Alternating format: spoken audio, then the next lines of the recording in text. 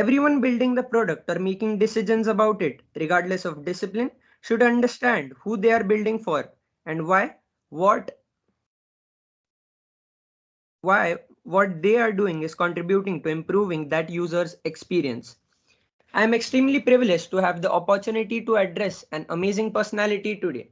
It's always an honor to be able to motivate young minds. We have gathered here on Teams to hear Mahavir sir motivate and inspire us.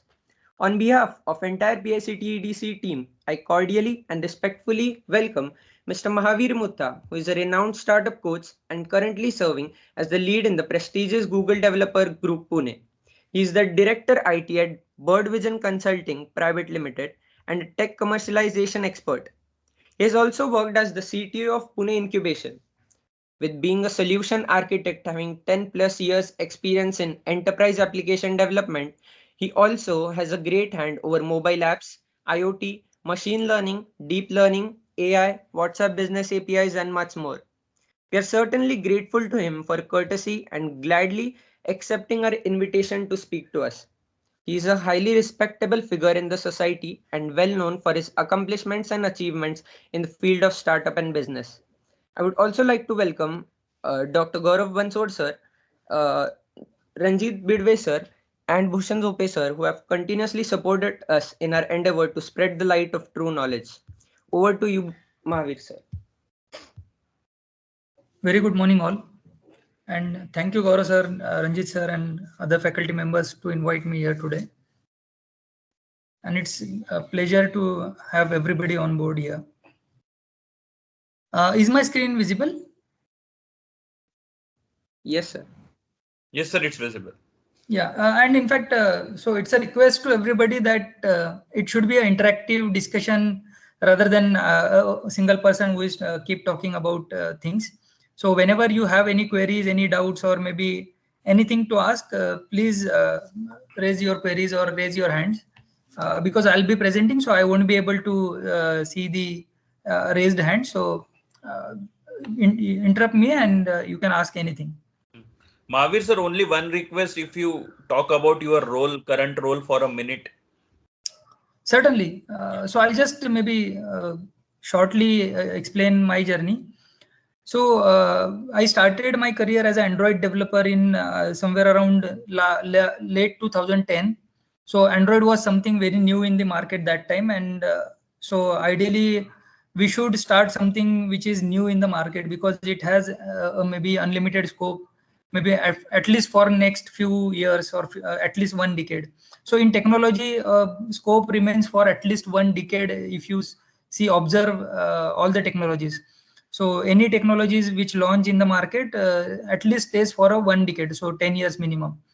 So Android was there, very new, Android and iOS both. So we decided to go with Android, actually, as we were very good with Java and C++. So I started my journey with Android. I did a job for almost 3.5 years. And so I was not very inclined towards doing job. I was not very, you can say, maybe inclined towards fulfilling somebody else's dreams. So eventually I started taking some projects in between my job. And then when I understood that I can get some business, some better opportunity in business area, so why to fulfill somebody else's dreams? So then in 2013 or something, when I completed my first project as a freelancer, then I realized that if not money, but the satisfaction I can definitely earn there. And immediately after completing that one project and having happy client, so I resigned from my current company that time. And so in fact, I asked them to release me on same day. So in the morning I went. So I logged in at 11 a.m. I written the resignation letter at 11:30, and in the lunchtime I left out my company. So I asked them, I just need to move from this company. So and in fact, in good faith. So there was no harsh feeling about that. So they also realized that he is not very interested to work as an employee. And we had a very healthy relationship, and I was used to talk about my journey with them. So they also realized and they appreciated that and immediately released me. So I'm still thankful to them. And then post that, I joined Google Developers Group community as an Android developer, because that time we were very selected developers were there in the market. So there was a huge demand. So I was doing kind of taking session and workshop and hackathons and everything with a lot of renowned colleges, with a lot of renowned companies in market. And somehow then Google realized that there is a scope in incubation thing. So, and there were a couple of companies from Pune, so Synergy and SQS and other thing. So they have offered maybe a healthy relationship towards having incubation in Pune. So we founded the incubation center where we had almost somewhere around in 3 years time, we had almost 80 plus startups. And in fact, it was the really era where startup journey has started. So before that or prior that, the startup or something, it was just a word. Nobody has understanding or nobody known that this is kind of a terminology or this is something a new market which will evolve in over the period of time. So we started incubation center. We executed that or maybe run that for the around 3.5 years. Meanwhile, I was also running my own startup called AppsPlanet, which is recently acquired by a US based company. So I took an exit from there in 2017. So we were running incubation center as a, you can say, voluntarily basis, where we were mentoring startups. We were nurturing them to come out with the product ideas rather than doing services for services for other companies. And then slowly, steadily, almost around during my tenure, almost 6 or 7 startups got funded by Melissa, Bill Gates Foundation, some SBI Foundation. So a lot of other foundations were there who supported and funded to almost 6 to 7 startups in our incubation. So this is something, yeah. And in fact, I started Bird Vision, so which is my current company, Bird Vision Consulting Private Limited. I started that in 2017. So Bird Vision was also a product company, and it was in very bad shape when I joined in 2017. So me and my partner Kapil, only 2 members were there. And in fact, now it is a scenario that we are almost 40 plus team in last 3 years and have around four decent products in the market. So this is about my journey. Great, sir. Thank you. Thank you very much, sir, for that insight. So let's start with a buzzword called a startup or entrepreneurship. So how many of you are aware what is entrepreneurship, what is a startup? Any questions? So ideally, when I ask any questions, in fact, we usually in GDG, so you might be aware of the Google Developers Group. So we usually work with the inclusion and diversity. So inclusion means we try to include a lot of different diverse audience. So it could be maybe working people, non-working people, ladies who has out of industry for some reason, maybe you can say dumb people. So basically people who can't understand or maybe who can't do anything with the laptops, but they have their creative minds and everything. So we try to include a lot of you can say different variety of audience. So here also we will try to incorporate same scenario. So I expect answers from girls, maybe you can say boys, and in fact the faculties also, if it is possible. So how many of you are aware of what is entrepreneurship? Very simple word. It means running your own business. Running your own business, right? Anything else? Creating job opportunities. Right. So see, entrepreneurship is, so definitions definitely you will get it on Google, or maybe listen from somebody, or maybe you can get to learn from your mentors, definitely. But what I think about entrepreneurship is it is just a mindset. So when you decide to do something innovative, something new, which will help somebody, which will solve the problems of somebody, or maybe a lot of people. So if not single person, so this is something maybe I call it as an entrepreneurship. So basically, if I could solve the problem of one particular category or one particular group, so this can be referred as entrepreneurship. This can be referred as a startup. So I googled it. So what is the meaning of entrepreneurship? And I got this: entrepreneurship is defined as the act of starting and running your own business, or a tendency to be creative and wish to work for yourself in your own venture. So when we say own venture, own business, own maybe you can say company, so this is something where so everybody knows that, yeah, we create our something own and we provide jobs to other, we try to solve somebody else's problem.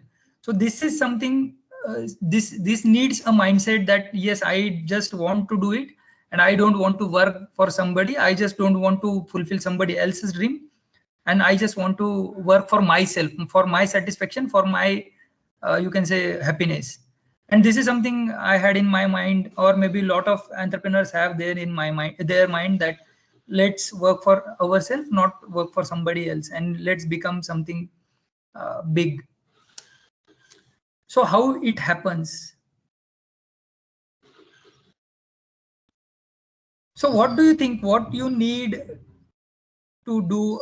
Maybe you can say startup, to start a startup, or maybe what to become an entrepreneur, what exactly you need, or how it happens exactly?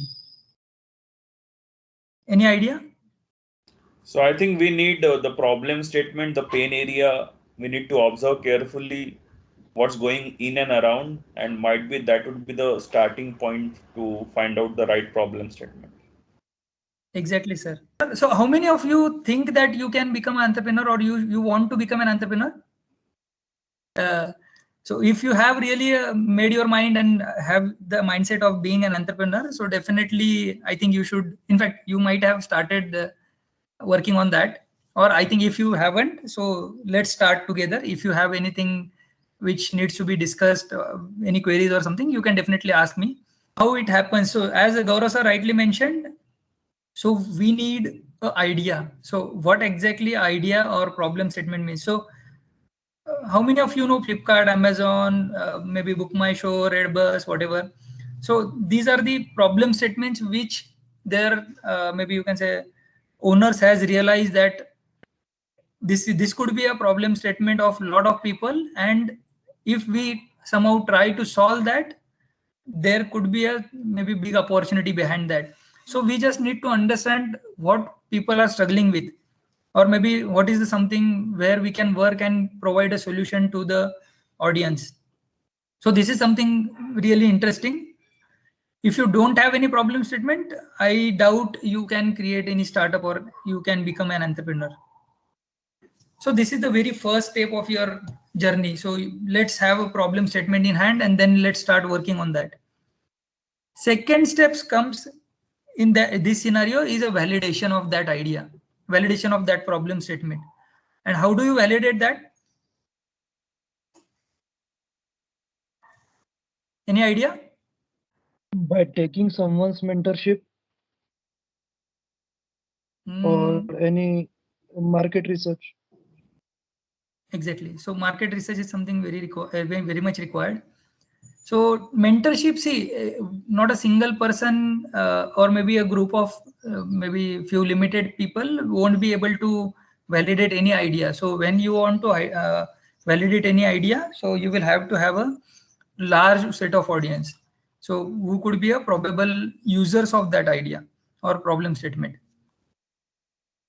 So you will have to discuss that idea with n number of people or maybe your target audience. So let's say if you are building an app, or maybe if you are building a solution for the, you can say, student category, so you will have to go and talk with the students from the different colleges, different area, different regions, language, streams, and so on. So basically then only you will understand the pain problem of the student, and let's say tier 1, tier 2 cities, tier 3 cities, what is their maybe opinion on that.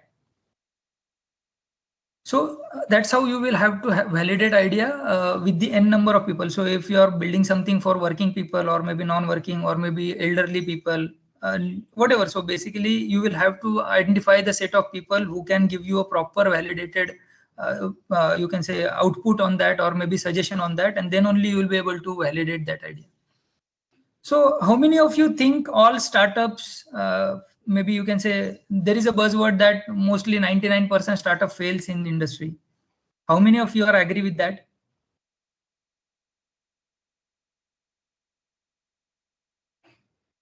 Anybody?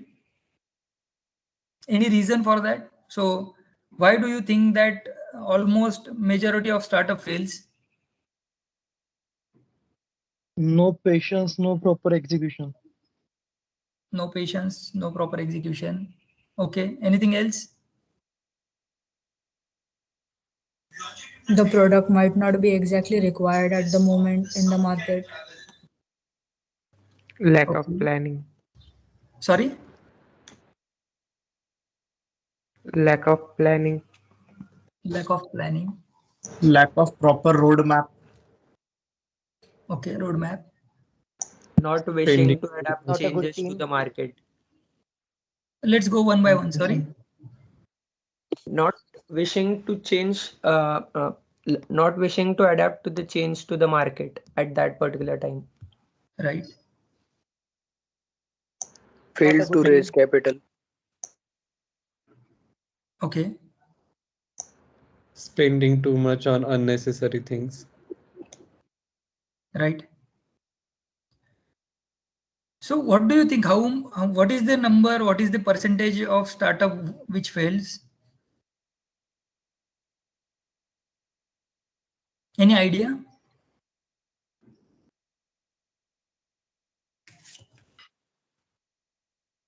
I read somewhere that around 95% startups fail within first 5 years. Right.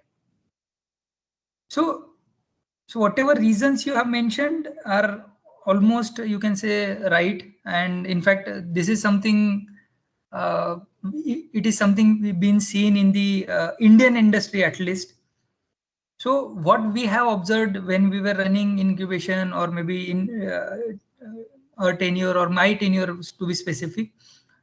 So raising a fund and everything, it is secondary. So basically, when your product is smart, it is validated, it is matured, then I think getting a fund is not a very big deal. So very most of the startup never do a validation of their idea. So never discuss with the lot of people, because they think that their idea can get stolen. Somebody else will come and copy their idea. So a lot of people never do validation of their idea, and they try to come in the market. So they understand, they think that come first or give best is the only, you can say, market capturing maybe thing, or maybe you can say priority. So ideally, they never validate their idea. They never share the thing with the third party, or maybe somebody unknown, and that's how probably most of the startup fails. And second, I have seen they don't have proper team. So ideally, founders are inclined towards doing everything by own. So even though I am a technical person, I think that I can manage the finance well, I can manage the operation well, I can manage the marketing well. But everybody knows that a single person can't do anything single-handedly. So I have seen that a lot of startups are not inclined towards providing stakes to somebody, or giving decent handsome salary, or maybe salary which is more than founder itself. So they are not very maybe inclined towards, or maybe very happy towards providing the decent amount of stake or decent amount of salaries to the person who is adding value into their startup. So we have seen that, we have observed that, and that's the reason most of the startup fails. So I'm not the very good economist, so I should have somebody who is good in the economy. If I'm not a very good in finance, so ideally I should take somebody on board who is good in managing finance for my company. But if I want to have somebody who is very good into finance, I'll definitely need to provide him a salary, a decent amount of salary, or offer him a stake, or him or her a stake. But as a founder, I am very, reluctant. Sorry. Yeah, so as a founder, I am not very happy to provide stake or maybe some part of my project to somebody else. And there I lack, or maybe I get somebody who is not very maybe expert into that segment, and I fail there. So very first is validation of idea, and second is having a good team. So if you have a decent balanced team, so there are very less chances. So ideally you should have somebody who can take care of marketing, somebody who can take care of maybe finance, somebody who can take care of operation, HR. So, and these should be your core team members. If it is founder member, then really good. If it is not, then it should be a core team member who can handle this. And so, sorry. Yeah. So when we used to run an incubation, we were taking some college competition, hackathons, and a lot of these things. So then we realized that we have a lot of tech teams in colleges. We have realized that everybody is coder, everybody is developer, but they don't have anybody who can sell that program project. They don't have somebody who can manage that. They don't have somebody who can validate that. So we were used to have a collaborative team of MBA, marketing, HR, finance, and then you can say developers. So ideally, development, it should be a third stage of your startup. So ideal first step is validation of your idea, where you get marketing people or maybe market research people on board.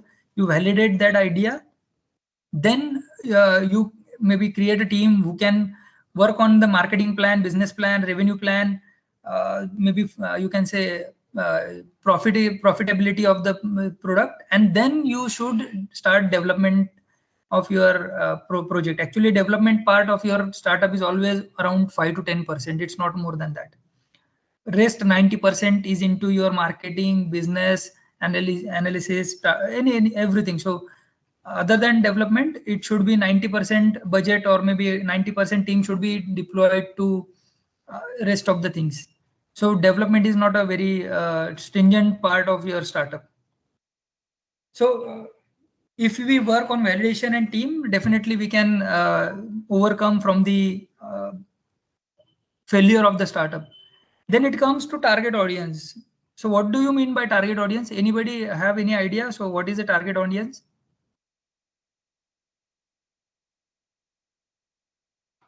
It is basically who will use that product or service. Okay. Yes, somebody else was trying to answer. Same, sir. For whom the service or product is viable. Right. So for whom we are building that application, and who is ready to pay for that application is your target audience. So see, if you are providing something for free of cost, definitely people will love to use that. Or maybe if you are giving something along with your application, so you might have seen that a lot of people provide you maybe some recharge, or maybe some discount, or maybe 50 rupees cashback, or maybe 100 rupees referral bonus for that application. So no matter if you are a target audience or not, you download that, you get 100 rupees ka bonus, and you delete that application, right? A lot of people might have done this, but you are not the target audience of that particular application, but you just do install that application to get that benefit, to get that 100 rupees or 50 rupees ka recharge, but you are not the target audience. So ideally, target audience is somebody for whom we are developing that application, and that audience is ready to pay for our services.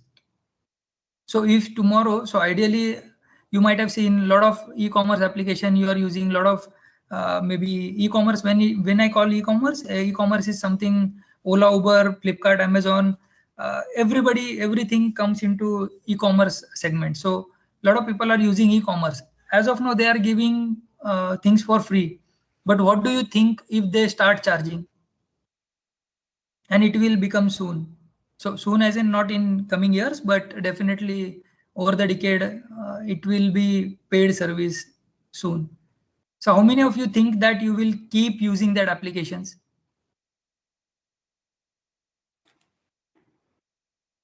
If you are raising hand, I'll need to see.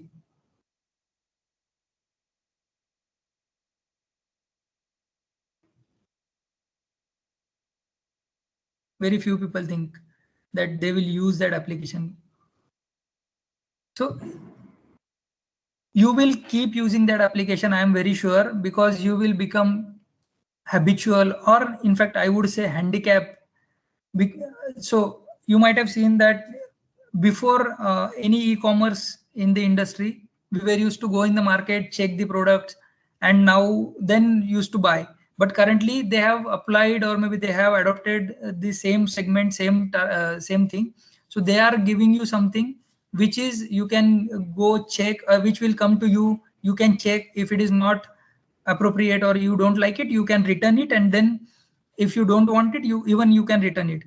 So this is something they are using, and over the period of time. So earlier in 2018, late 2018, the target audience which were using the e-commerce in India, it was somewhere around 7 to 8%.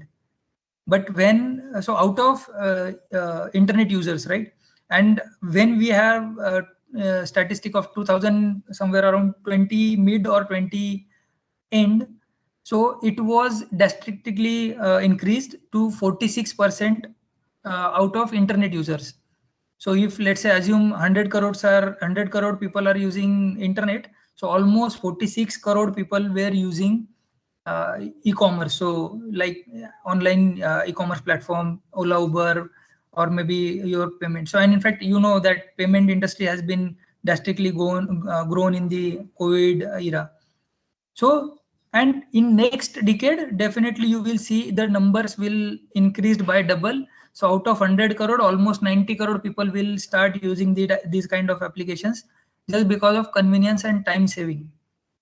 And at that time, if they start charging you maybe a rupee or 2 rupee or 5 rupee per transaction, you won't be, you can say, deny that. You will definitely say that it's okay, I'll pay for that. So there is a, maybe you can say, a decent example of Book My Show. When it started, Book My Show almost around 7 to 8 years back, they were not charging anything. So they were just giving you free of cost tickets to your theaters.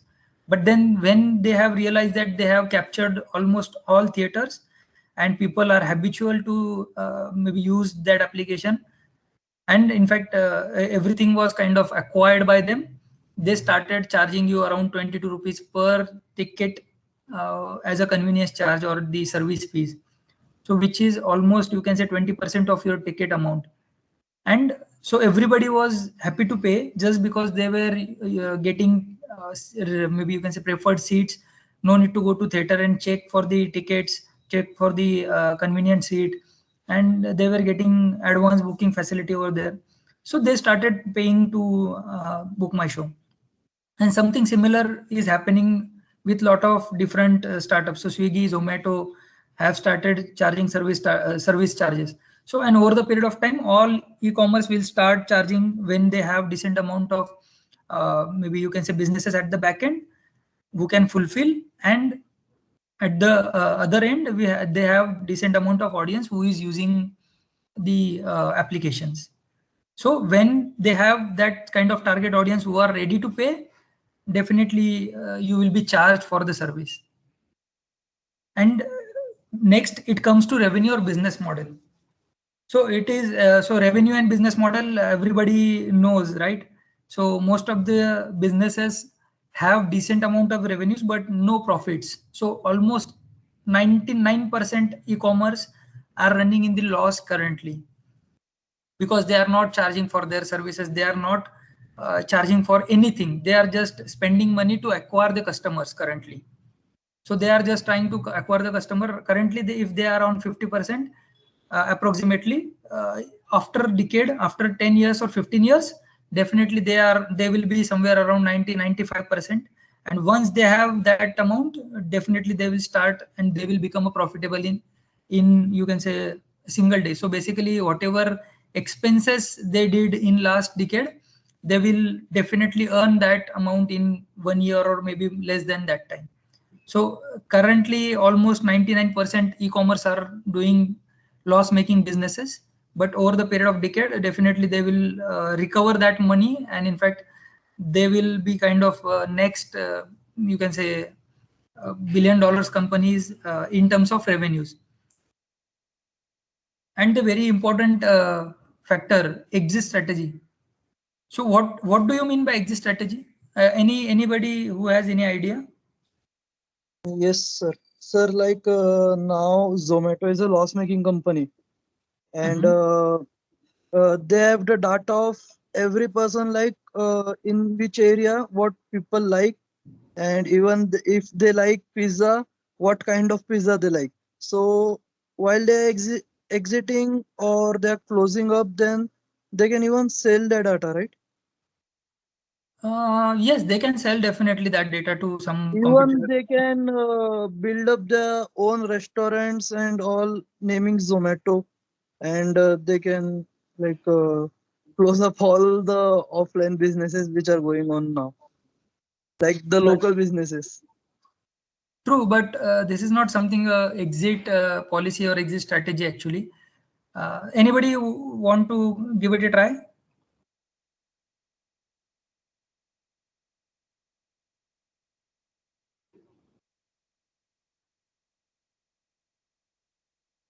Nobody? All are in the session or exited? Is it going too fast? Am I not kind of, I already mentioned that I am not a very good speaker. I can inspire you, but I can't motivate you.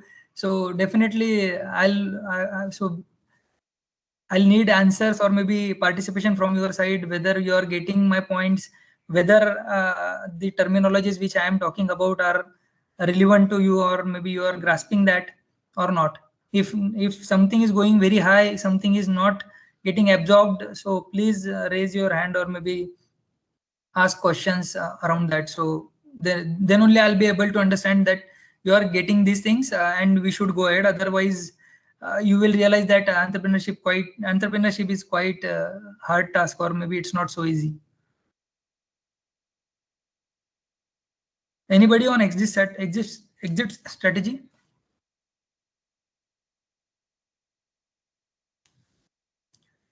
Okay, so let me explain on that. So how many of you know Steve Jobs?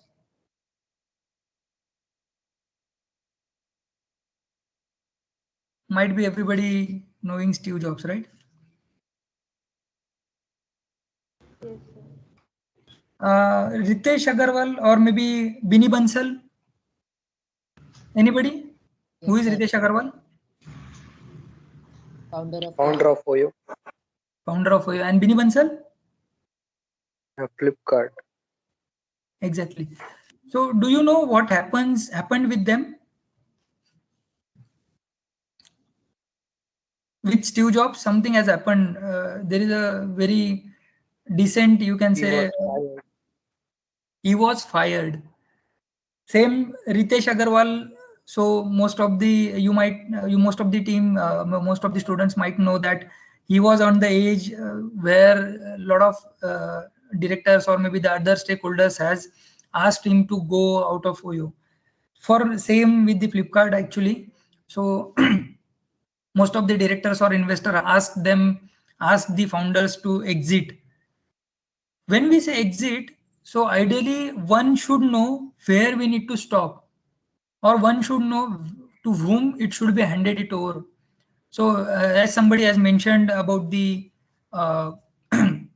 Zomato, or maybe how many of you know that Uber also tried with the Uber Eats, but then they realized that we won't be able to sustain in this segment, so we won't be able to run that business, and they handed it over and exited from that business, handed it over to Zomato, and then exited from the that business. So we or maybe as in one you can say founder or investor or maybe a kind of stakeholder, one should know where we need to exit from the company. Or some people stays with the company for lifelong, or maybe they never exit. But ideally, if you are running a business, if you are running a startup, so there should be some exit strategy for ourselves or for the investors or the other stakeholders. So ideally, we should have plan ready where I need to ask my investor to exit from my company, where I need to ask myself, yes, this is the exit point, and now I need to exit from company, hand it over to somebody else. Maybe if it is doing good or if it is not doing good, ideally I should stop. So this is something very important, and a lot of people don't know. So if you see the startups in Valley, so a lot of startups are there whose founder has built the startup, grown it well, and then exited. And a lot of people are kind of happy with that. So in fact, these companies are running very smoothly. And there are vice versa. There are some startup where owners has asked investors to exit from that because they have decent amount of revenue, decent amount of profits, and decent amount of ongoing business in the company. So we need to understand and execute the exit strategy as well in the startup. So this is something very important when you start your own startup. So far, any questions? So far, any doubts in this area?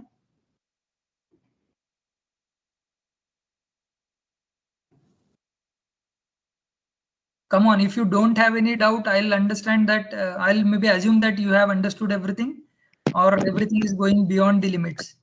Hello. Yes. Am I audible? Little bit louder if it is possible.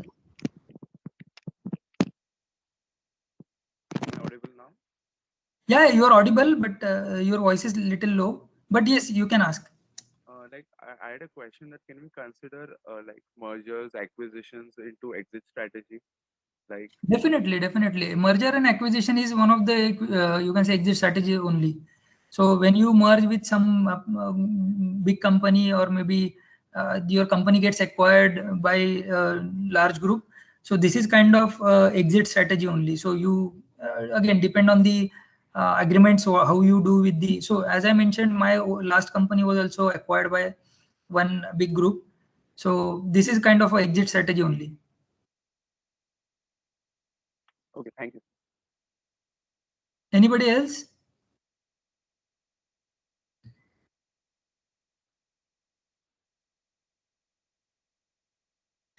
Am I going too fast? Am I going maybe, or should I change the way of discussing? No, sir, it's going great. But I'm not getting any feedback, so I'm expecting something, some interaction, some questions, or maybe we have almost 300 people, right? Yeah, sir, actually the Q&A session will go at the last. Maybe then the other students would be able to ask. Fine, not an issue. So when you start your any company, startup, idea or business, so ideally you should have one USB with you, at least single USB. If it is kind of, if you have multiple USB, then it is okay.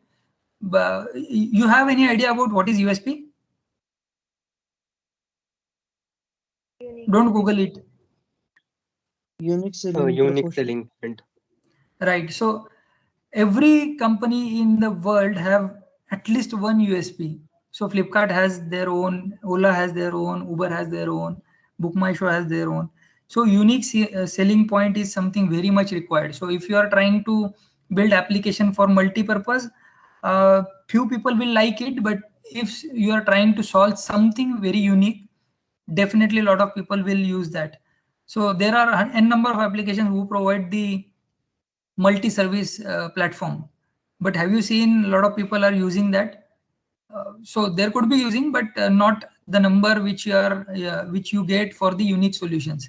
And over the period of time, if you maybe add on some maybe new points or new solutions to that, then it's okay. But so now if you see Amazon, Flipkart, they are providing n number of things, but they started with one single use case as a maybe selling or buying something, and now they are into payment solutions, bookings and everything, so online booking, whatnot.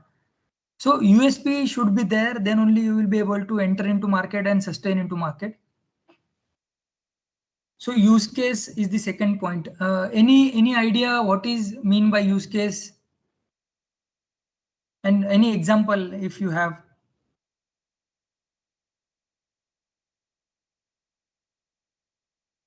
Anybody want to give it a try?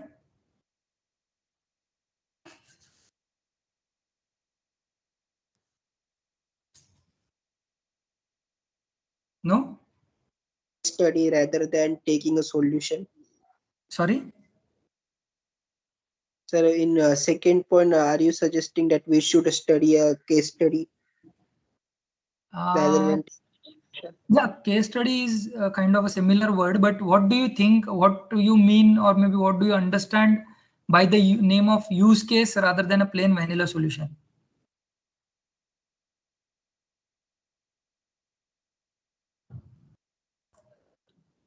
So let's take an example of maybe any e-commerce, Amazon, Flipkart.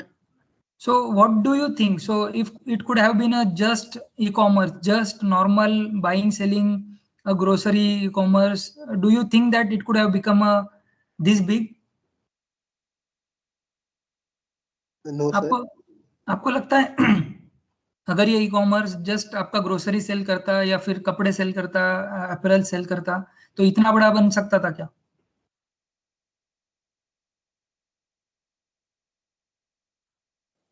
No. No, sir. उन्होंने क्या ऐसा किया? What they did something so they become a giant or maybe a giant in the industry? Sir, they expanded. Okay, expanded as in, so what something Regular they update. did? Regular update. Sir, they diversified the fields they were in. So that's something. So these are kind of you can say patches to solution, but they try to implement different use cases. So if you see, if you observe, they have certain use cases which are targeted towards some audience. So let's say if you want to buy something for kids, they have that use case. You can go and search for apparels for kids, shoes for kids, maybe food for kids. So they have that use case. If you want to buy something for maybe handicapped people, they have that use case with them. If you want to buy something for newly married people, they have that solution. If you want to buy something for maybe elderly people or maybe people who are maybe 80 years plus, they have that use case. So ideally, they have used some different use cases. Maybe for ladies, they have different solutions. For gents, they have different solution. For kids, they have different solution. Working people, they have different kind of products. So these are the use cases which they have implemented. So same with the Ola, Uber. So they have different, you can say, use cases. So if you see in Mumbai, you go in Mumbai, the rates, the fares, that maybe you can say then the application is almost different. So there are 2-3 different, you can say, more options in the metro 1 or tier 1 cities. If you go in US, UK, or maybe some other countries, Uber has altogether different use case. So different applications or maybe different avenues for this. And in fact, if you travel in tier 2 or tier 3 cities where Ola, Uber is available, they have different use cases. So rather than providing a plain vanilla solutions, ideally we should have some use cases which are targeted over the different set of people. So ideally, then only you will be able to attract those people. Then only you will be able to get the revenue out of that. So ideally, one should have different use cases in their application targeted over the diverse audience, and maybe they should try to sell it to that particular target audience rather than just providing a cab app. So you might have seen that hundreds of cab booking applications has come and went away. So आके चले गए, but किसी को पता भी नहीं चला, because they didn't have that kind of facility. So to change the UI, UX, or maybe application facilities, functionalities in the multiple cities, they just had a booking online booking platform. So but again, providing a vanilla solution is not something user expect or user wants. So you might have seen whatever the successful applications or successful giant industry giants are there, they have different use cases in the solution. Now getting your points, now you can start thinking what exactly different use cases are there in the current giants or maybe current e-commerce toppers. Then it comes to scalability. As somebody has rightly mentioned, they keep doing something new, or maybe they keep expanding the avenues, they keep expanding their portfolios, they keep expanding cities, countries, or maybe small, you can say, villages, and they scale the application, they scale the every other aspect. So they at the back end, if it is a purchasing, buying online e-commerce, they scale in terms of vendor, they scale in terms of customers, they scale in terms of cities. So scalability is something very much important if you want to acquire large audience, if you want to go into B2C segment. So B2C is business to consumer segment, where consumers are maybe at the other end and business is at the first end. So ideally, scalability is something very much important. You should keep your application scalable, and in fact, you should keep scaling that application in every other aspect, not only acquiring the customer, but acquiring the businesses, acquiring the new areas, cities, and everything.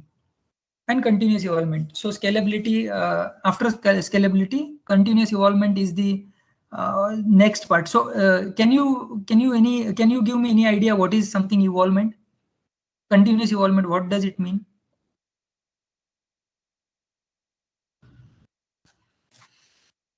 Gaurav sir, do we have tea session or maybe coffee session?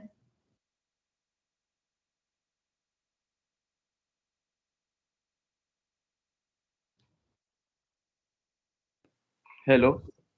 Yes, sir. Sir, I think a lot of people are quite, in fact, I want everybody to talk. So if we are going to provide tea from college side, that will be really great.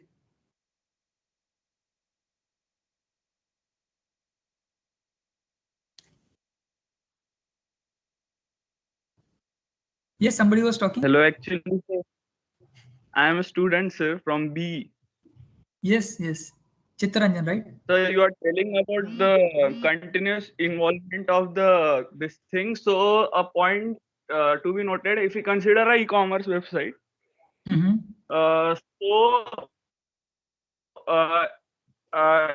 if we can say if a customer buys something specifically, we can say electronics, various recommendations are provided on the pop-ups of this apps, we can say. So with that thing, there is a continuous this thing, we can say, involvement of customer as well as the client, we can say. There is an involvement in them. And sir, you spoke about the use case. So I think use case is a sequence of this thing.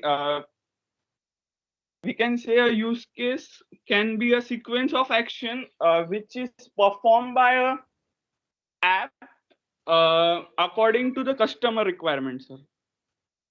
Right, right. So you are almost right in both the terms, actually.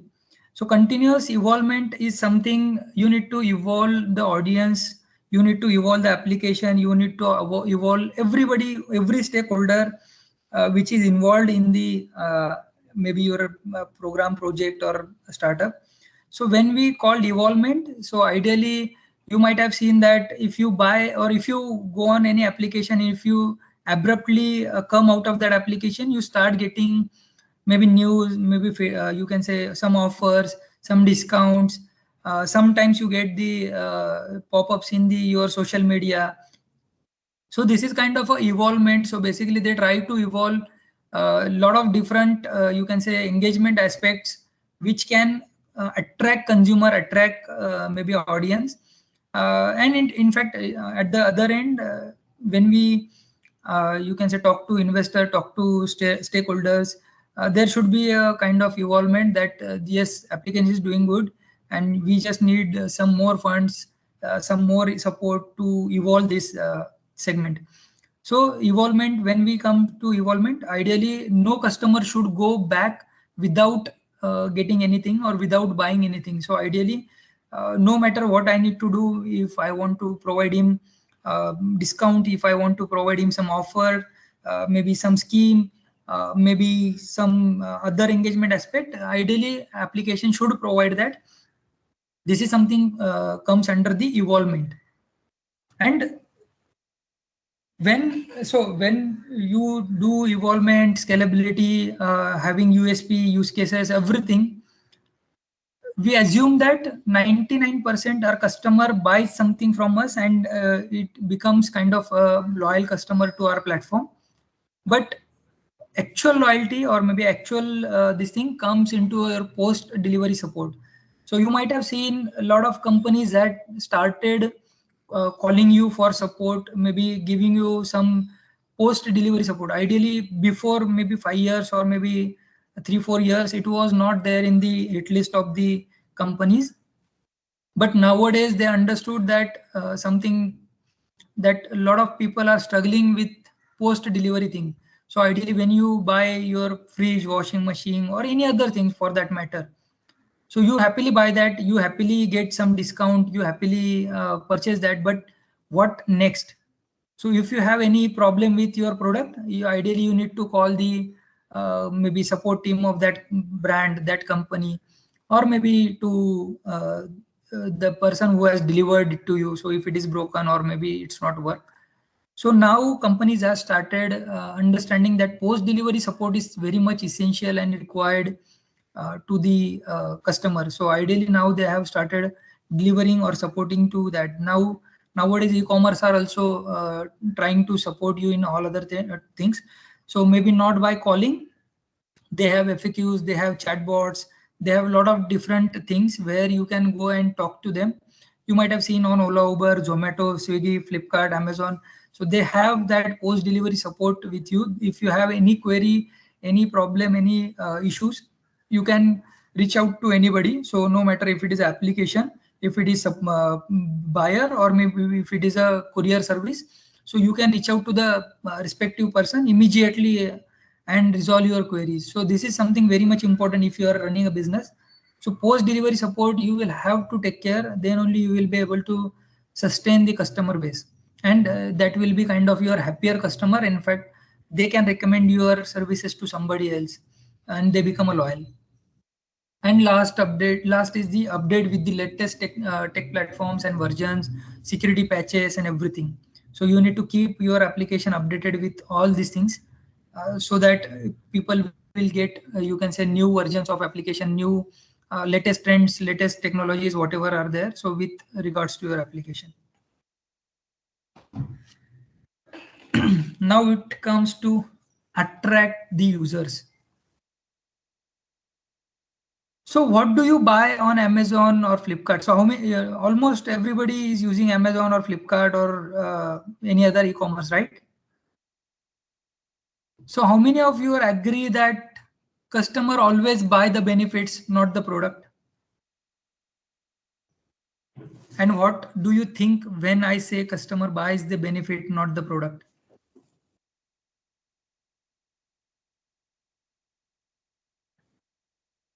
Any idea?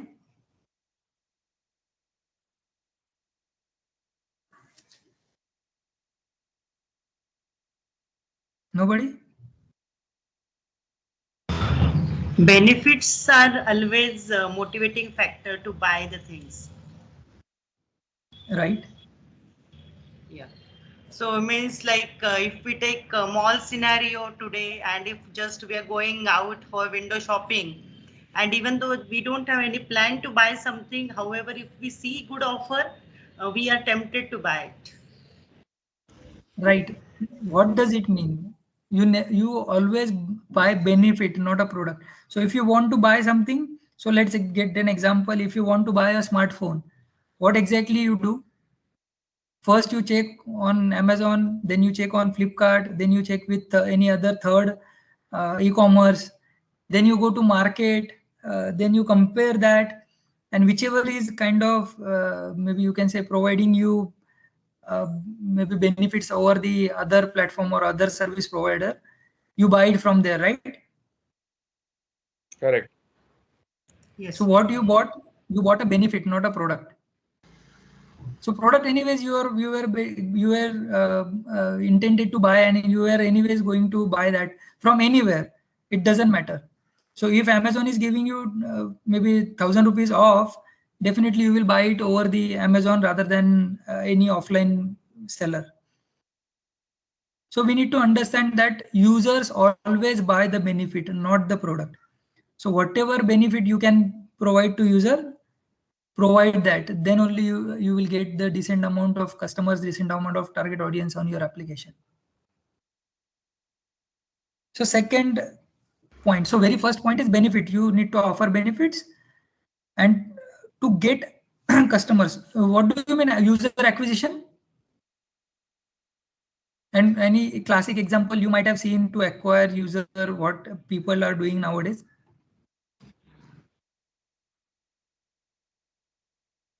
So social media. Okay.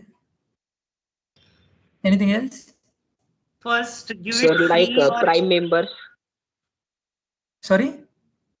Sir, Prime members means if they make us a member and they give us some special offers. Special offers. Yes, somebody was saying something.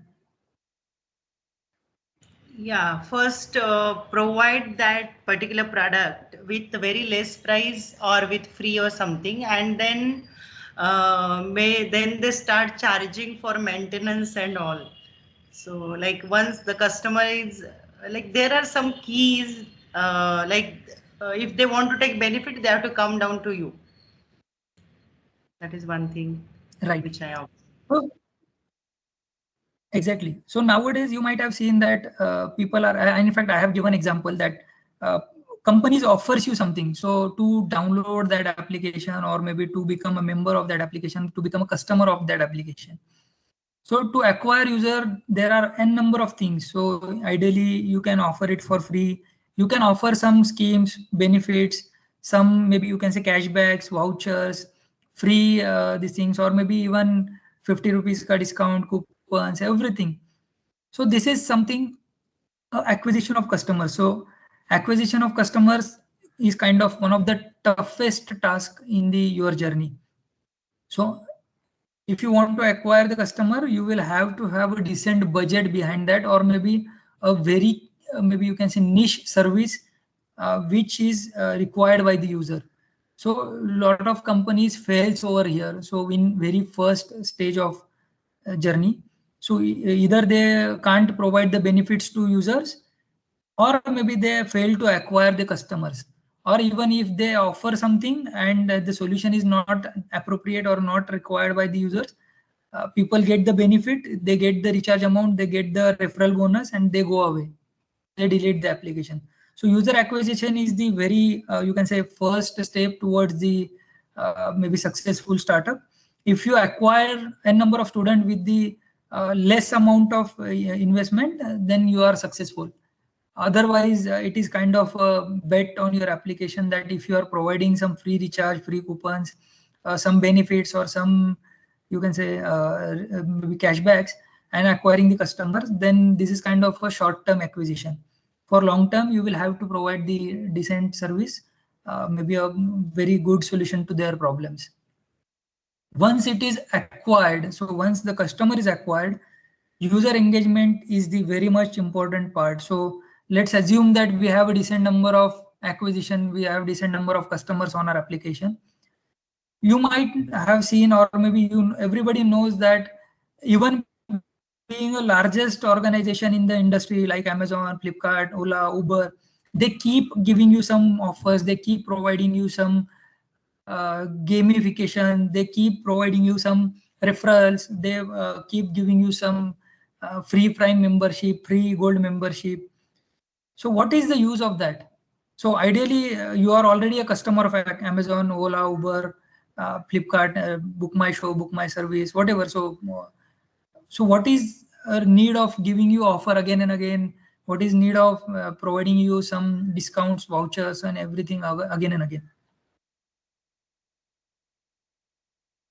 Any idea why they do it? To keep the users that are acquired. So answer is already given to engage the people. So just give it a try. I don't know, maybe you have, so a lot of people are not reading even. So user engagement is something very crucial part actually. So we usually see that if, so how many, a lot of people, let's not get vote again, take vote again. So a lot of people do that. They compare things on different applications. So even for that matter, even I do comparing the products on lot of different application, and then whenever it is kind of cheap or if it is kind of giving me in less time, I go with that, or maybe with less cost. So a lot of people might be doing, if they want to buy something on Swiggy and Zomato, they compare this thing on Swiggy and again Zomato. But when Swiggy realizes that that person is comparing or maybe checking that on Swiggy and it's not buying, they immediately start giving you some discount. They immediately start providing you some offer, or maybe they give you send you message that, oh, it's something sizzling, something very good, and in fact you haven't buy it. So let's have some engagement and you buy it again. So don't go on other platforms. So ideally they try to engage you. They try to offer you something which will kind of encourage you to buy that product or that buy that thing on your same platform. So this is kind of an engagement. Or after acquisition, you will have to keep engaging the audience by any other way. So if it is a Diwali, you will have to share some, you can say discounts, bonuses, offers on the Diwali. If it is Christmas, you will have to maybe throw away some gifts or throw away some offers around the Christmas product. So whatever the maybe you can say product which are frequently purchased on the Christmas timings. So this is something kind of an engagement strategy. You will have to keep your users engaged over the platform, so they don't go in on any other platform, and you retain that customer for your next purchase. And last comes with the rewards. So if that customer is acquired, if it is engaged and that person is loyal to platform now, what's next? If it is a loyal customer to my platform, he is frequent visitor, if he is buying something regularly, how should I keep him happy? This is something comes under the reward segment. So if I am a kind of a loyal customer to Flipkart or Amazon, I usually get some membership free, some delivery free, some rewards from the platform. So ideally, if I am a loyal customer of any platform, I should get reward. This is something my assumption or my expectation from the platform. So everybody has some same expectation from the application which they are using or they are continuously purchasing from. So some rewards companies usually, so you might have seen, so these things with these terminologies we never observe, or maybe we never evolve into. But if you have minutely observed, or now if you are started thinking around this, you will understand, yes, this happens to me, this has been continuously happening to me. Or maybe if you have seen that it has happened to you, if you are not using that application, or maybe if you are just going exploring and not buying anything, you might be getting some offers, discounts on your social media, or maybe by SMS onto your mobile. So this is something how we attract the user.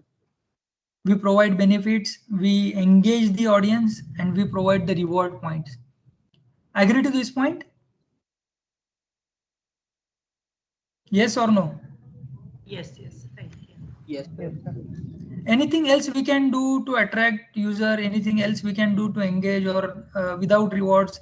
Can we make anything? So even in fact, I keep getting feedback, or I keep asking questions to a lot of other different set of people, so that even there could be possibility that I can get some new idea to acquire customers, engage customers, or maybe retain the customers.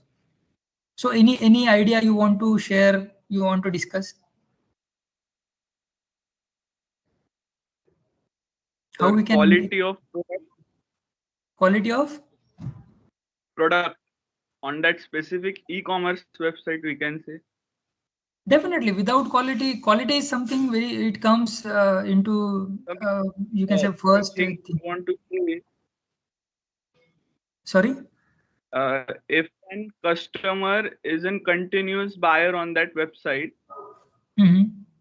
and suppose Amazon is providing them a good product. If say sometimes we see there are replacements of the products on these websites, but Okay. if we provide quality product, the customer can easily rely on that thing. Means they don't go on other website for the same thing. And say that will be one of the factor, I guess. Yeah, right. So basically, it comes under the engagement only, right? Because we are trying to retain the customer. So we are trying to engage the customer so that he won't go anywhere else and keep buying on our own platform. Sir, nowadays they are also giving like super coins or some points to the users so that if they purchase something, they get their points and they go on continuously purchasing, and it becomes a loop for them. Right. So this comes under the rewards. As I mentioned, rewards are something you get some benefit from the platform, and which maybe intend you to stay over that platform only. So if you have gold coin, if you have whatever different coins with you, you will definitely try to spend that on that platform only, because it is not you can say you can't spend that on any other platform. And for that 10 rupees ka coin, you buy something worth rupees 100 or 1000 for that matter to get that benefit of 10 rupees, right? Yes, sir. But nowadays, as a reward, they are also using another technique. Means they are also promoting other platforms like if the Amazon Pay is giving us a 5,000 rupees discount, but they are telling you should have an ICICI credit card. Or in Airtel, they are saying that you will get Disney Hotstar Premium free, but you have to buy 400 rupees special pack. Means like they give us different rewards. Yeah, so this is kind of a alliance market business. So ideally, why you will have to understand why SBI or Axis or any other banks is tying up with the Amazon or Flipkart to maybe give 10% of discount, 10% of cashback on that platform. So this is kind of a affiliation which happens with the both the companies, both the partners.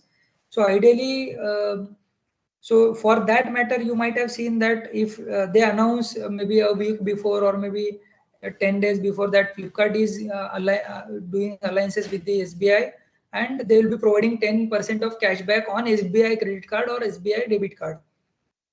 So what happens here is, so if you don't have SBI card, you ideally purchase it, ideally go and open up your account.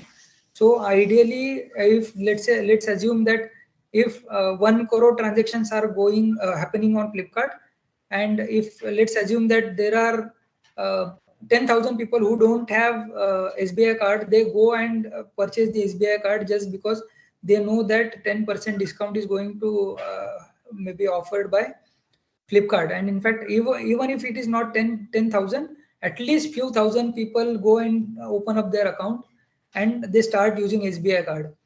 And on other hand, all 1 crore members who are purchasing anything from Flipkart do the transaction from the SBI. So the transaction amount goes via SBI, where the valuation of company get increased, where the transaction of company get increased, and there you might have seen. So you need to understand when Flipkart announces this kind of scheme, you might have seen that the share price of SBI increases just because transaction and turnover of that company gets increased. So this is kind of a affiliation business. So Hotstar or maybe any other maybe channel you get. So ideally, Hotstar is providing you for free subscription on Amazon or maybe Airtel purchase or Vodafone purchase. They both, this is kind of an acquisition strategy. So Amazon gets something or maybe Airtel gets something and Hotstar gets something. So they equally spend on this, or ideally Hotstar alliances with the Flipkart or Airtel, saying that you just give free of cost acquisition to your customers and we will pay you something. And in that scenario, they get customers with less marketing, less budgets, and just giving some free offer to partner company. So this is kind of a user acquisition strategy, which comes under the second point. So we will have to understand this, how it works. Anybody else?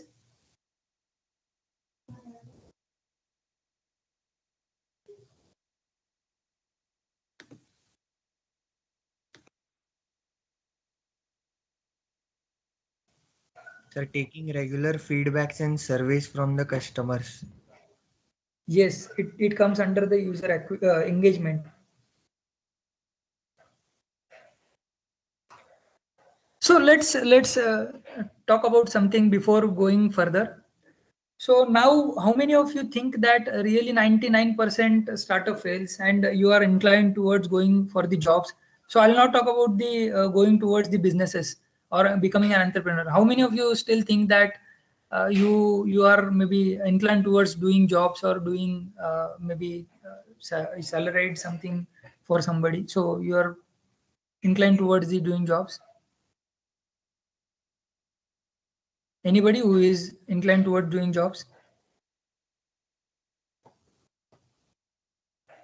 Nobody?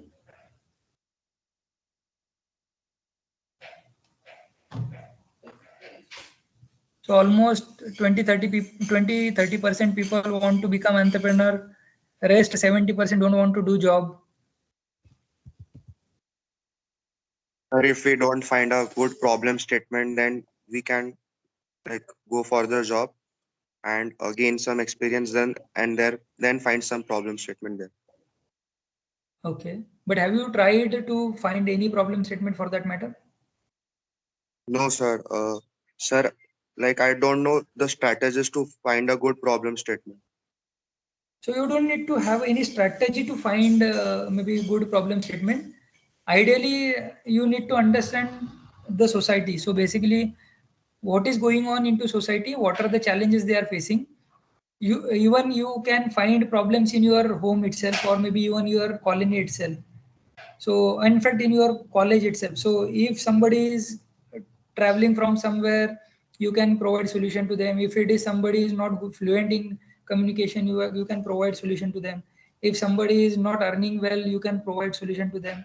If somebody wants loan, you can provide solution. So ideally, you need to think over it. Don't need any strategy to find problem statement. So ideally, talk to a lot of different people and try to understand what challenges they are facing. Yes, sir. Anybody else? We are running out of the time, so ideally we need to take it fast actually.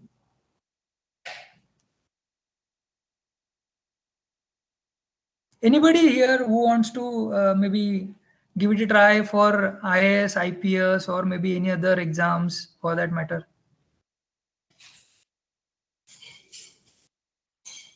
Government jobs.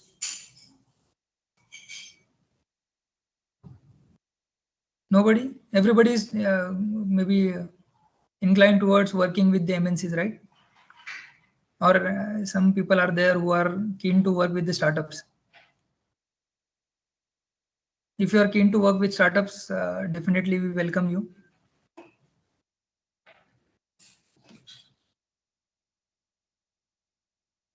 Okay. Let's start with next. I think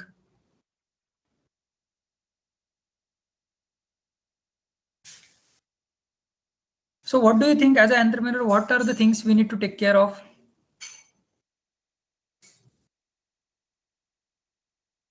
Anything?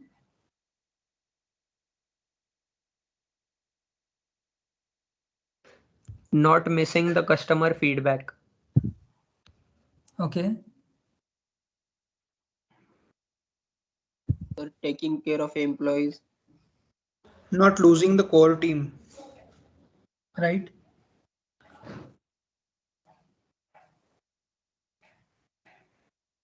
Anything else? Anybody want to contribute?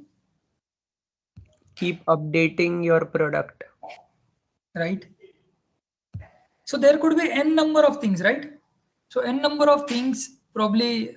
So everything we need to take care. If it is inclined towards, if it is kind of employee centric, we need to take care. If it is customer centric, we need to take care. Investor centric, we need to take care. So a lot of things are there we have to take care of. And in fact, I think we should take care of almost every step. every step we are taking towards a startup or maybe a company. So what are the showstoppers? So we have discussed few. We have answers from your side that there are few showstoppers in the journey. So what do you think? What can be a probable showstopper, or maybe what can be a probable, you can say, hurdle in your journey?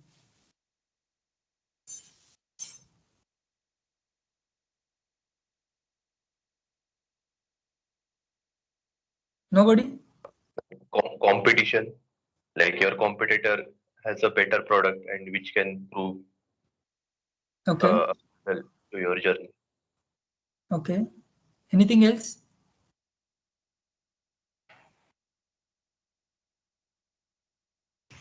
Sir, getting like-minded people for your core team, like they are fully dedicated to this startup.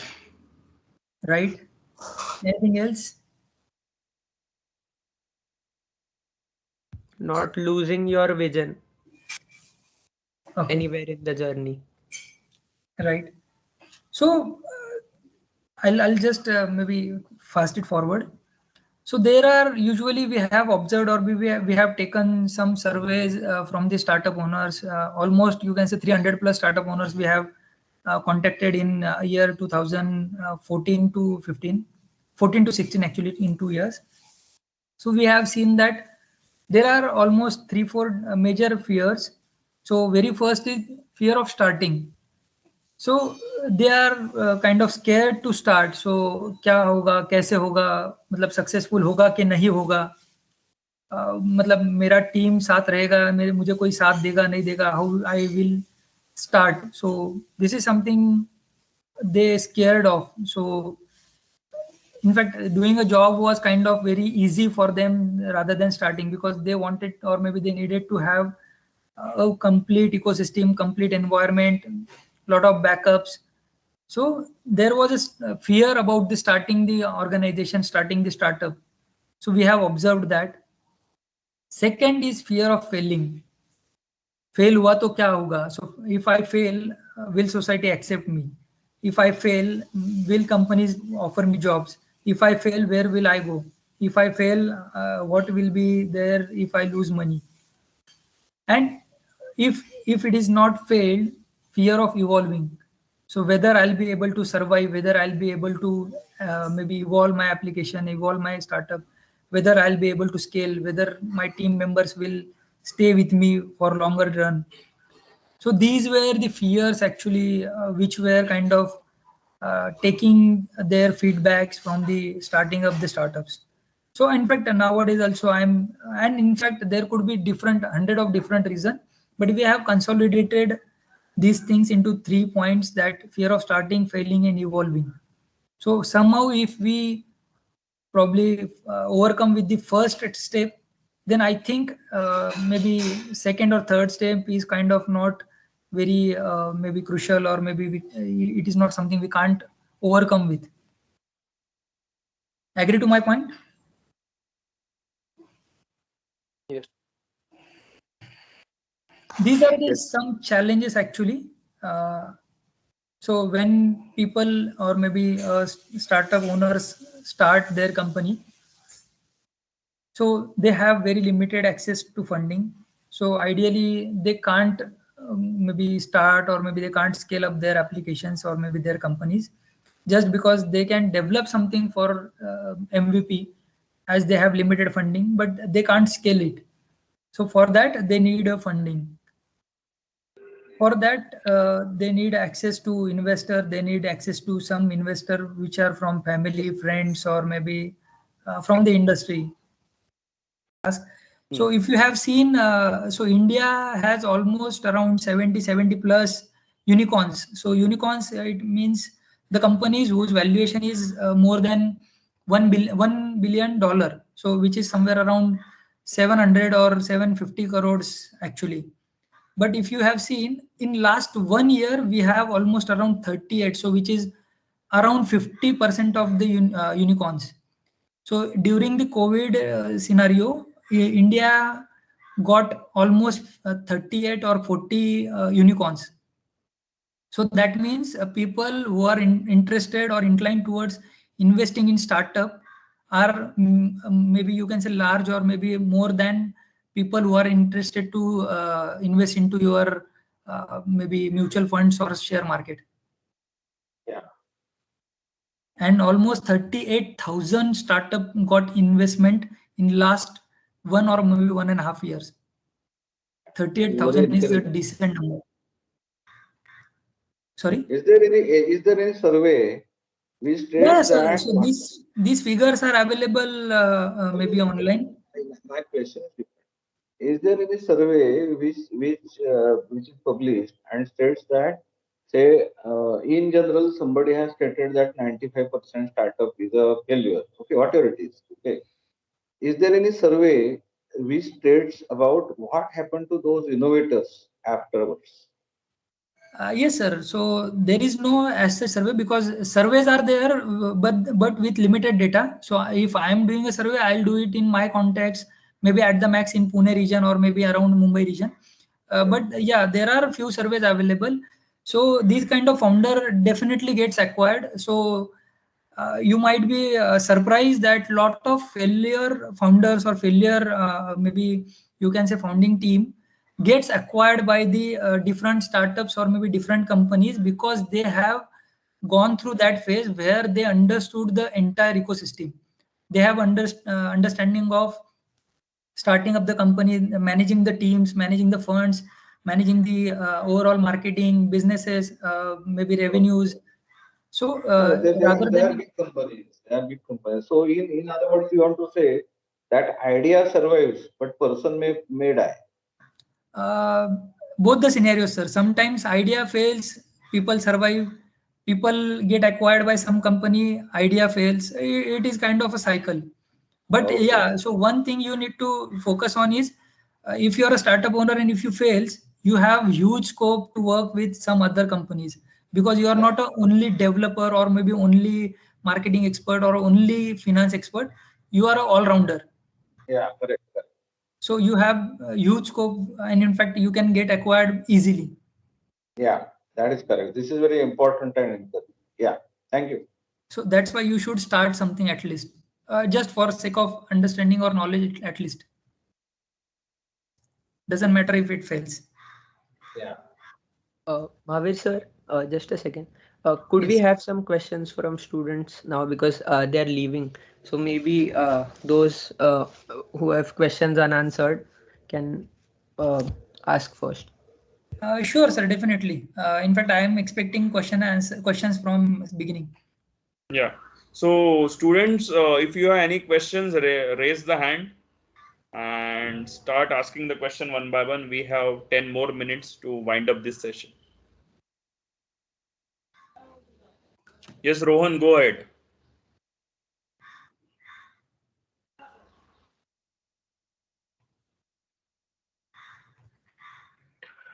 Yes, sir. So I had a question. You stated that the investors and all other stakeholders tell the CEO to just leave the company. So what is the exact reason behind this? I didn't get. Like I have also saw in many of the shows that I see about startups in Silicon Valley that the investors, the board of directors, like they tell the CEO to just leave or they fire the company or offer him some role like CTO. So what is the reason behind that? So not always these things happen. So sometimes these things happens. See, as I mentioned, it is your kid, and you decide how to raise him, right? So how to maybe do the nurturing. But sometimes investor have different, you can say, mindset in, or maybe, sorry, different scenarios in their maybe you can say views, or maybe different view altogether. So ideally, when it comes to investor might have different network altogether, different maybe business strategies altogether. They investors are always look forward for the profitability of the organization, where founders usually focus or usually tends towards the sustainability of the startup or maybe their company. So ideally they want to scale versus investor always wants the profit. So there you can say a dispute or maybe clashes happens, and ideally investor forces maybe founders to have a profitable venture rather than just scaling up. And maybe you can say founders or maybe the core team always focus on scaling it up and having maybe you can say profits and everything at the end. So their dispute happen, and whoever has the majority of stake, they take the you can say decisions. And same thing has happened in terms of lot of a lot of founders. So in fact, Steve Jobs has been thrown out of the company. Ritesh Agarwal has been thrown out of the company. So a lot of well-known founders thrown out of the company just because they were not making the profits at that time, and they were inclined towards scaling up the company, or maybe different approaches were there, and investor were inclined towards the having profits. So ideally, this maybe short term, or maybe you can say the maybe you can say what is the takeaway here is to keep maximum shares or maximum stakes with you, so that you can be a decision maker and no other person influence your decisions.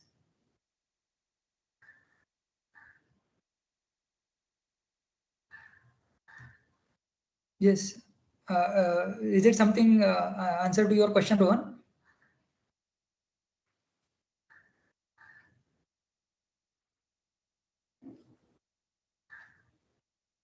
Hello. Yes, I guess so. Yes, Rohit.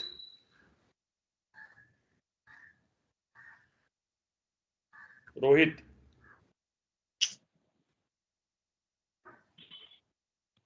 Hello. Yeah. Yes, sir. Yes, sir. I had a question. Suppose if I have an idea and I don't know how to implement it and how to get funded, and my background is also financially not good. So in that case, I go to some people, approach them. So isn't it that they can steal my idea? See, idea stealing is not something. So idea, everybody has at least 2-3 ideas in their mind. So not all ideas get implemented, right? So you have idea, I have some idea, maybe Gaurav sir might have 10 ideas, but do they come into reality? No. So answer is no. So even if it is getting maybe stolen, so you need not to worry. You should be happy that even I couldn't work on it, but somebody else is doing that, and that idea is coming into market. So ideally, you should work on that. If you don't have money, it's not a concern or it's not a problem. In fact, PICT has a very maybe you can say attractive or better opportunity for you, all of you guys, that they have incubation center where you get almost everything. So mentoring, maybe technology support, investors, everybody is there. Everything is there to support you. So you just need. So you everybody agree that right, time is money. So when we say time is money, we have time, we don't have money. So let's invest that time to develop our idea. If you are techie, you can definitely develop that and get it validated from somebody. If you are not techie, get somebody as a technical partner and work on that idea. Development of minimum viable product is not a very big deal. At the max, you can spend almost maybe 1 month or at the max 2 months to develop an viable product, minimum viable product. So that time you can maybe invest during your maybe educational duration, tenure, or maybe post that as well. So you just need a couple of members, maybe at least 3-4 members to work with you. And if it is, if you can bring MVP in the market, I think you can get investor as well. It's not a very big deal in current scenario. Yes, thank you. That answers my question. Yeah. Anybody else?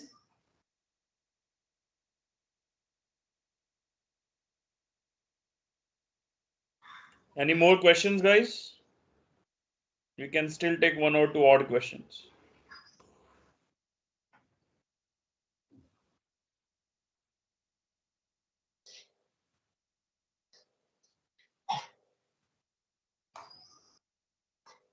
In fact, there are some maybe agencies, there are some communities, there are some initiatives of large companies where you can get investment. In fact, if you have seen a lot of big corporates like, I mean, in fact, Flipkart, Amazon, Oyo, Ola, Uber, they have started their scenarios with the investment rounds. So you just need to pitch your idea to them. If they are interested, they can maybe invest in your idea in your team. But to invest, to have that idea, so you will have to work on at least minimum viable product. They have huge funds in crores. Mahavir sir, so Yes. could you name some of these foundations or organizations or incubation centers at the start as of now for us to just pitch in, like yearly or annually? When do they have their programs? Ideally, there are a lot of organizations. So ideally, I would request you or suggest you to start with PICT incubation itself. Yes. So you have decent, you can say, members over there who can advise you, guide you, mentor you. True. And next step, definitely there are a lot of organizations, communities. So one of them is JDG also. So Google has their ecosystem, Facebook has their ecosystem, where you can go and pitch your idea, pitch your MVP. Flipkart has their own. Recently, Oyo has shared somewhere around 500 crore ka fund for the startup. Amazon, Ola, Uber, Flipkart, everybody has their own initiatives. Amazon has somewhere around $5 billion kept aside for Asian region for the startups.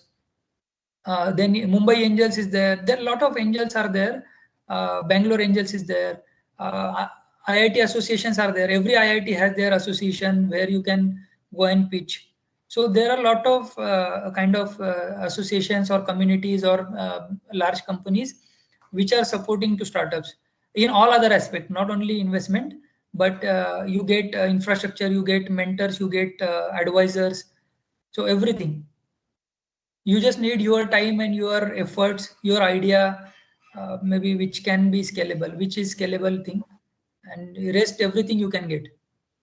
True, true. Sir, does that Google developer group like still host some like physical sessions? No, currently, so no other company is doing physical events in India.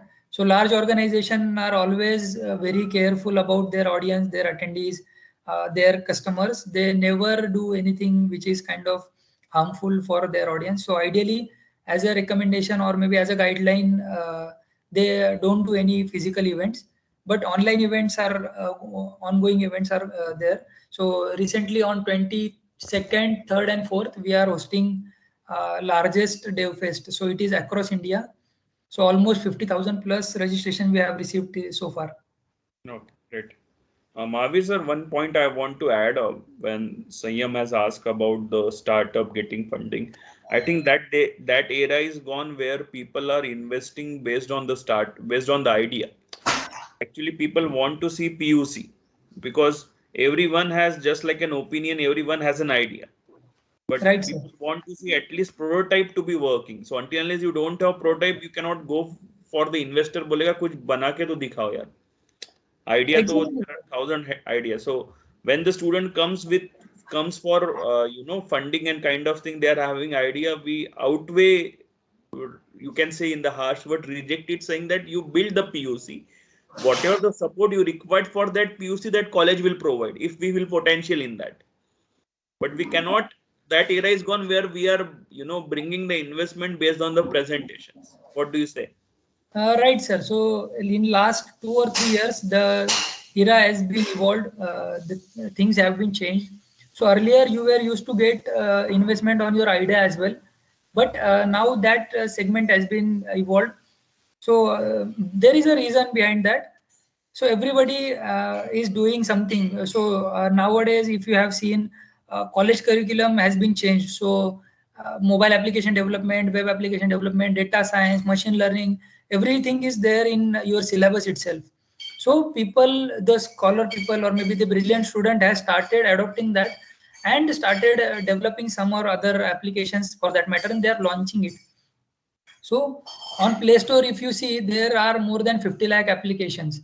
So what will be there other than 50 lakh, right? So I doubt there could be any idea which is unique or maybe except those 50-60 lakh application on the Play Store or App Store. So ideally nowadays people are not investing in ideas because there are a lot of ideas which are already invented, already you can say live, but they are not getting any traction. So rather than inventing wheel again and again, they are investing wheel which is already rotating. Yeah. So if it is rotating in slow speed, they will increase the speed. If it need some support to make it better, they will invest in that. So if there is some idea which is maybe good in Pune, which is doing better in Pune, but they want to scale it up in other cities, investor will prefer that rather than any idea. Correct. So through this your lecture, I want to just put a message to all the students, those who wanted to have funding or those who wanted to raise the money, ensure that you have a PUC or something working. Then I think we have a platform for your, the PUC or the prototype to take it further. Thank you. Yeah, Vishwa. Yeah, Vishwa, I think last question. Sir, I wanted to ask that if we have an idea and if it is running, and if someone takes our idea and upgrade and opens another startup, then what should we do? Don't worry. Ola was there, Uber was there. So does it make any difference? Amazon was there, Flipkart was there. Does it make any difference? So there are a lot of other e-commerce are coming up in the market. So they are also surviving, right? So never worry if somebody is stealing your idea, because idea is something everybody gets. So if they see any problem statement, they will definitely work on it. They will definitely maybe you can say bring some product out of it. So the thing is how you evolve that and how you make it more better and more better every time. So you will have to keep working on that application, that idea, that project, and keep bringing new version of it so that you stay one step ahead of your competitor.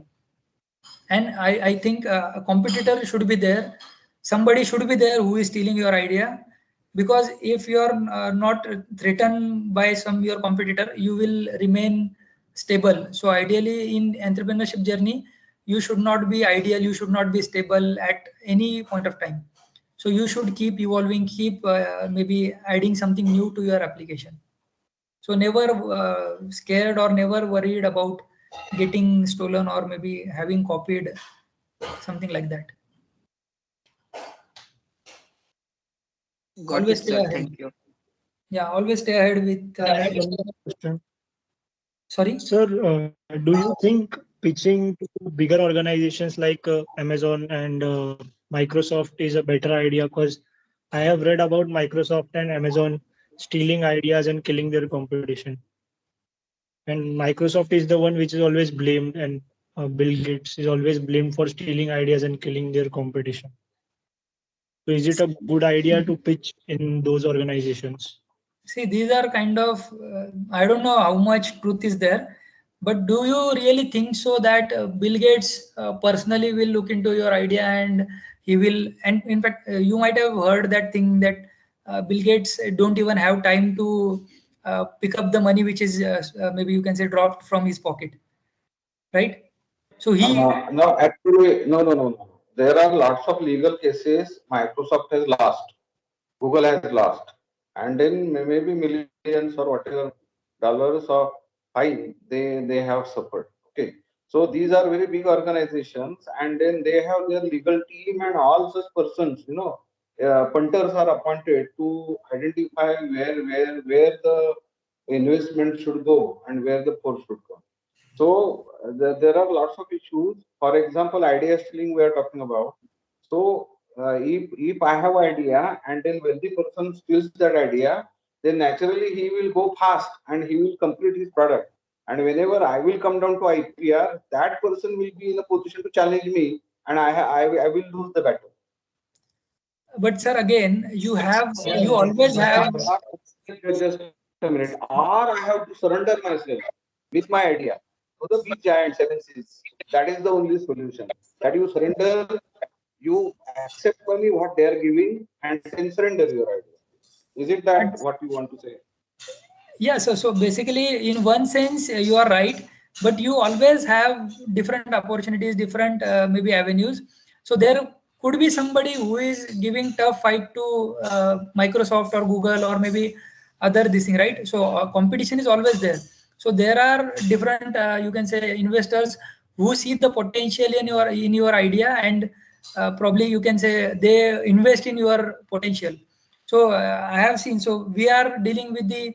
So we ourselves, myself, I am competing with the Haptic. I am competing with the Yellow Messenger. So who are kind of $100 million companies. So they recently have raised. Yellow has recently raised $100 million, but in fact, Haptic is the Reliance own company. So they have valuation of more than $200 million. But it's not something investors are not investing in competitor company. So we have received investment, we have funding. It's not something we are not maybe getting clients. There are scenarios where we have captured the client against Haptic or Yellow or maybe any other big company. So who are kind of 10,000 times bigger than us. What has happened is the opportunity that you had to become a multimillionaire, $100 million company is lost because of them. No, sir, it's never a case. There could be a possibility that you get because they grown, and then when your idea theft occurs, and so they have a lot of money and they have a lot of contacts, so they definitely will grow. And your idea, you will earn something which is adequate maybe for your bread and butter. Okay, so right. how you look at it? Yeah, sir, that's what I was about to mention, that sir, Amazon was the kind of giant in the industry, right? Everybody agree that with that fact. But it doesn't mean that Flipkart never had any investors. So Walmart came ahead to fight with Amazon, and Walmart invested into Flipkart. So even if Google is something kind of giant in their segment, but in some products, Flipkart or sorry, Amazon has came ahead and invested into this. So in Reliance, when Google was in talks with the Reliance, but for some dispute, Google couldn't do, or maybe Google denied to do investment. Amazon came in front, Facebook came in front, and they invested in Google, Reliance. But same time, Google has later on realized that we should also invest in Reliance, and they invested. So there are always investors available in the market to maybe you can say fund you, and it is you maybe who can change something in your maybe business, change something in your maybe product, and target the different set of audience, or maybe some use case needs to be built which can target which is not targeted by the competitor. So there are almost, India has 150 crore, you can say 135 crore audience. So do you really think that there is only Amazon or there is only Flipkart? There are always local players. There are always, you can say, different players who can maybe you can say attract the audience. Yeah, but earning in dollars and earning in rupees has a vast difference. When I say I am local, then I am earning in rupees. And when I am say I am international, I am earning in dollar and euros. So Sir, you slowly, steadily, you will become international, or slowly, steadily, you will become a billionaire. At one go, or maybe within a 1 year, you won't be able to become billionaire or millionaire, right? So Flipkart didn't, you can say, become billionaire in overnight. So over the period of time, they got 10, maybe first funding they got of 10 lakh, maybe 1 crore, then 10 crore, then millions, then billions. But Flipkart owner is not a common person. He was never a common person. Sir, he is a man only. He is a person only. Everybody is man at the end, but then he was not a common person who is thinking about bread and butter. Sir, see, I would like to add we are restricting, or maybe we are underestimating ourselves. We are also same. In fact, we are not behind anyone else. We just need to explore our capabilities, and we need to focus on that. Maybe we need to execute something. We are scared of starting. We are scared of evolving. Yeah, good, very good. Thank you. Yes, Ayam.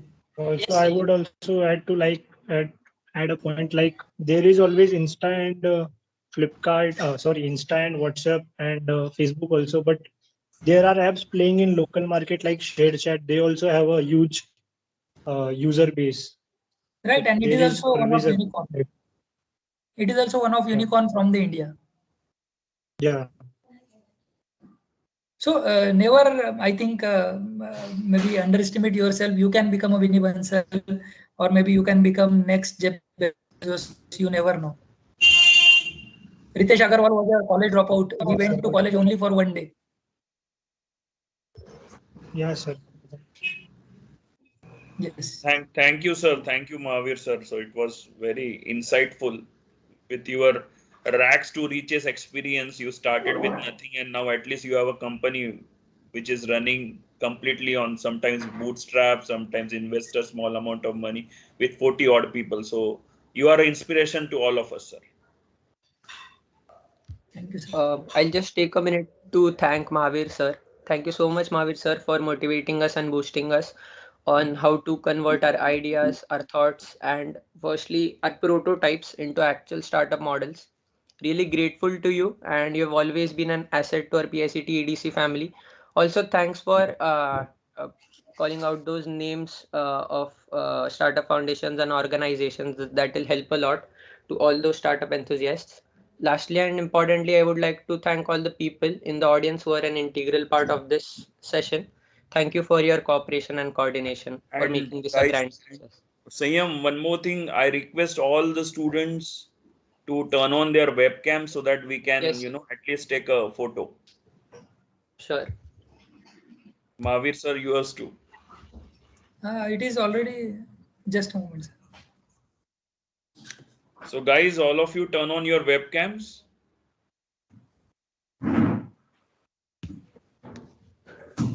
Just turn on your cameras for 10-15 seconds. Thank We'll you. take a snap at around 11:17. So 2 minutes, guys. Please turn on your webcams.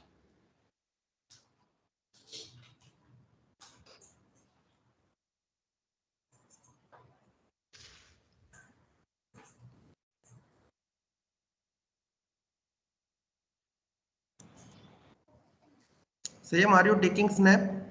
Yeah, Sir, it's 209 students, and at least we should have 150 odd students to turn on the webcam, correct? Right. So it's a huge participation. I thank all of them.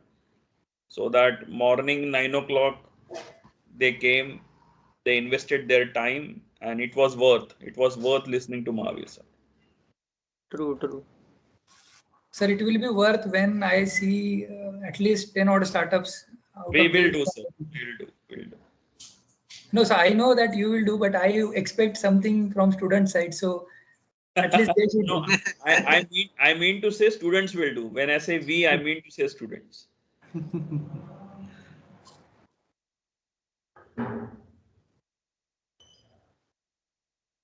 See what entrepreneurs can make a money, that is 10 times more than what an employee can make a money in their lifetime.